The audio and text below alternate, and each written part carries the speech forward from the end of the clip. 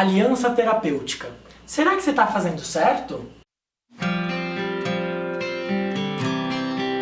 Oi gente, aqui é o Caio Graneiro, eu sou psicólogo clínico e também dou supervisão. E esse é um vídeo para falar sobre aliança terapêutica, que é um tema que parece meio batido, mas que na minha experiência com a supervisão, muitas vezes traz um pouco de confusão. Por quê? Quando a gente fala de aliança terapêutica, a primeira coisa que vem na cabeça das pessoas é o quê? Acolhimento, né? Pois é a primeira palavra que vem na cabeça de todo mundo. E sabe qual é o problema da gente pensar logo de cara em acolhimento?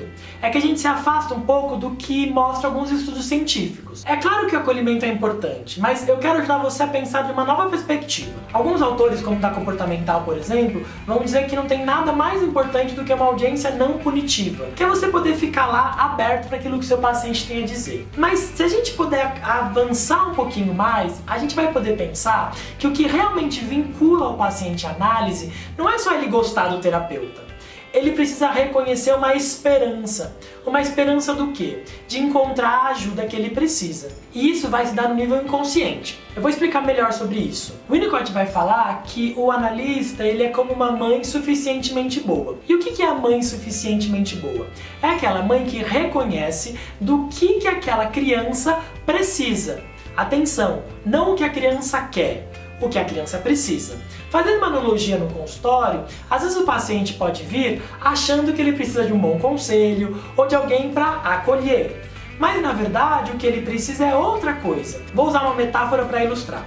Imagine uma criança que faça cocô nas fraldas e que a mãe comece a dar comida para ela, porque a mãe pensa que o que ela precisa é comida, mas na verdade ela está chorando porque ela está com a fralda suja.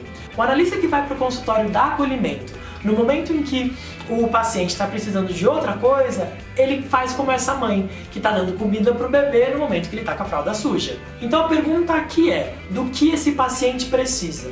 Se eu for para o atendimento pronto para dar acolhimento e esse paciente precisar de outra coisa, eu posso estar ocorrendo num erro. Eu vou ler uma frase do Winnicott para vocês que ajuda a ilustrar um pouquinho o que eu estou falando aqui. É preciso atentar para o fato de que a fraqueza, o retraimento, a omissão são tão agressivos quanto a manifestação aberta da agressividade. Ou seja, às vezes o paciente está lá precisando de outra coisa e a gente só está sendo carinhoso, afetivo e bonitinho com ele, sabe? Bom, eu quero dar um exemplo de um caso clínico para ilustrar e ajudar a gente a pensar. O que eu vou contar para vocês é um caso que eu atendi há bastante tempo atrás. É claro que eu não vou citar nem nome, nem idade, nem nenhum dado que possa ligar o fato à pessoa. Então, é um homem que chega no consultório e ele é um homem desses machões, eu diria até meio babaca, sabe? Que fala da mulher como se ela fosse um objeto e tal. E ele começa a lhe falar no consultório sobre como ele era maravilhoso e como as mulheres todas se debruçavam nele, mas ele tinha perdido a ex-mulher. A sessão segue e eu vou reconhecendo que esse homem ele está completamente equivocado em relação a ele mesmo.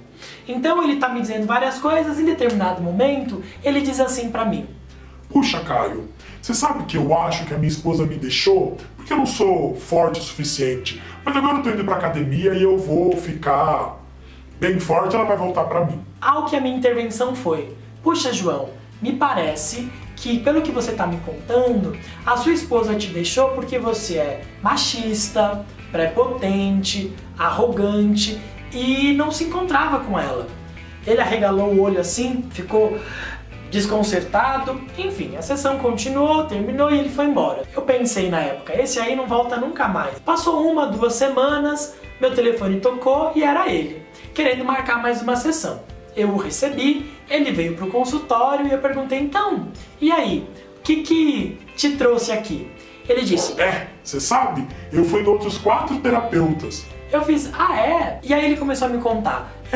Um me disse que ia me ajudar a ter minha esposa de volta, o outro me disse que me entendia, que ia me ajudar com o meu sofrimento, o outro falou que ia me dar apoio. E eu falei pra ele, João, e eu disse que você é prepotente, babaca, machista, o que você tá fazendo aqui? Ao que ele abaixa a cabeça e me responde, você foi o único que me enxergou. Bom, naquele momento a aliança terapêutica estava feita. Aquele homem reconheceu na minha fala a possibilidade de ter uma esperança, a possibilidade de deixar de ser babaca, machista, arrogante, prepotente e todas as questões que faziam com que ele afastasse as pessoas da vida dele. O desafio aqui, gente, é a gente não ir pro consultório pronto para acolher. a gente tem que ir pronto para reconhecer a necessidade daquele paciente. Como o Winnicott também disse, é um prazer se esconder, mas é um terror não ser encontrado. O paciente precisa ser encontrado. Quando o paciente encontra no analista uma esperança de mudança, de cura, de significado, ele embarca na análise de verdade. Espero que esse vídeo ajude você aí a refletir, a pensar sobre a tua postura na clínica, a pensar sobre o que realmente causa aí uma boa aliança terapêutica. Se você gostou desse vídeo, dá um like, compartilha e se inscreve no canal para você ficar sempre sabendo das novidades. Ah, eu tenho uma lista de divulgação dos vídeos. Eu coloco aqui o número do meu WhatsApp, você me manda uma mensagem dizendo que você quer participar, que eu te aviso sempre que tiver vídeos aqui sobre psicoterapia, tá bom? Um abraço e até a próxima!